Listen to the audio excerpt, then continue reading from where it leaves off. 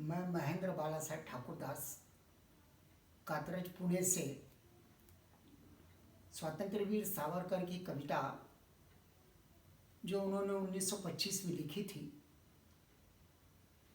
हिंदू एकतेचे गान।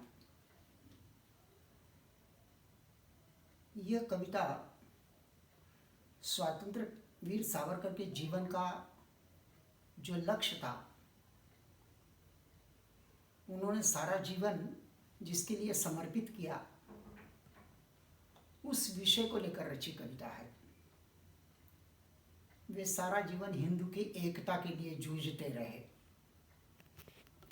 रत्नागिरी की नज़र कैद की अवस्था में भी सहभोजन, सहपूजन, अलग अलग कार्यक्रमों के माध्यम से समाज के विभिन्न वर्गों को इकट्ठा करने का प्रयत्न उन्होंने किया। इस कविता की टेक पंक्ति या ध्रुव पद को अगर हम देखें तो वो अपने आप में बड़ा अर्थपूर्ण है। तुम्ही अम्मी सकल हिंदू बंधु बंधु, तो महादेवची पिता आपुला चला तया बंधु। अर्थ अपने आप में बहुत साफ है कि वो महादेव हमारे पिता हैं और उस देव के देव महादेव के हम सब संतान, हम सब उसके चरणों की वंदना करें। 3 चरणों का ये गीत है। पहले चरण में सावरकर ने जातीय विभेद जो है हमारा, उस विभेद को मिटाने का अनुरोध किया है। हम चाहे ब्राह्मण हो, क्षत्रिय हो, महार हो, मांग हो, हमारा कोई भी रंग रूप हो, हम सब उस भारत माँ के संतान हैं, उसकी वंदना करें।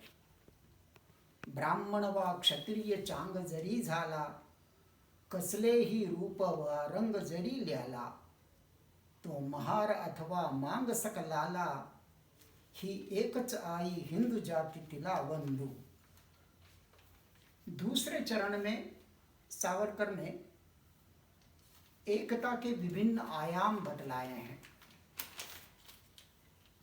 हम सब का देश एक है, हम सब के जीवन की शैली एक है, हम सब के जीवन के गीत का छंद एक है, हमारा धर्म एक है। ये हिंदू समाज एक गंगा की तरह है और हम सब उसकी बूंदे हैं। एकच देश हा आपुला प्रेमाचा, एकच छंद जीवन जीवच्या कवनाचा, एकच धर्म ही आम्हा सकलांचा, ही हिंदू जातीची गंगा, अम्मी तिचे सकल बिंदू। और तीसरे चरण में सावरकर ने एकता का मार्ग बतलाया है, उसका उपाय सुझाया है कि हम सबको सबसे पहले तो अपने अपने दोषों को मिटाना होगा। उसके बाद हमारा आपसी द्वेष और हमारी जो दुष्ट रूढ़ियां हैं, उनसे हमको छुटकारा लेना होगा। साथ ही पुराने सारे गुनाह, सारे अपराध भूलकर और हम सब भारत माँ की संतान बनकर एकत्रित हों, इकट्ठा हों, इस प्रकार का भाव इस तीसरे चरण में सावरकर ने व्यक्त किया है। उभयान्नी दोष उभयांचे खोडावे, द्वेषाशी दुष्ट रूढीसी सोडावे, सख्याशी आईच्या साठी जोडावे, आम्ही अपराधाशी विसरूनी प्रेमा पुन्हा साधू। ये पूरी कविता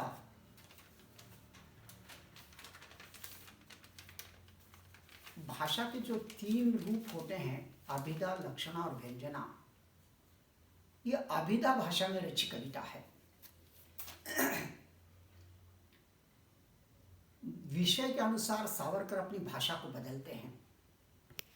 जयस्तुते का विषय ओजमयी भाषा में और एक गंभीर विषय, एक दार्शनिक विषय होने के कारण उसकी भाषा में लक्षणा है।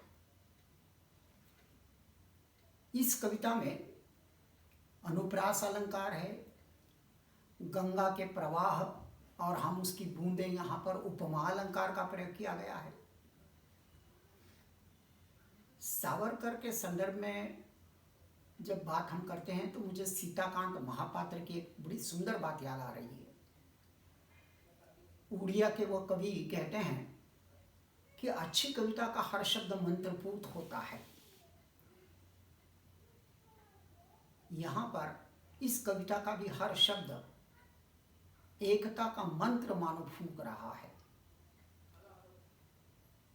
संस्कृत के किसी आचार्य ने कहा था, गुरुपदेशा ददेत्युम शास्त्रम जड़ोध्योप्यलम काव्यम तो जायते जातु कस्य चित्त प्रतिभावत। अर्थात गुरु के उपदेश से जड़ बुद्धि का व्यक्ति भी शास्त्र का अध्ययन कर सकता है, लेकिन कविता रचना के लिए प्रतिभा का होना जरूरी होता है। और प्रतिभा की कमी तो सावरकर के पास थी नहीं। उन्होंने हर प्रकार का काव्य लिखा, विशाल विराट काव्य की रचना की। सरल भाषा में लिखी भी कविता है। भारवी ने कहा था, अरसिकेशु कवित्व निवेदनम शीर्षि मालिक मालिक मालिक। हे भाग्य विधाता, मेरे भाग्य में तुझे जो लिखना है सो लिख, लेकिन अरसिकों के सामने कवित्व का निवेदन करने का दुर्भाग्य मुझे कभी मत देना।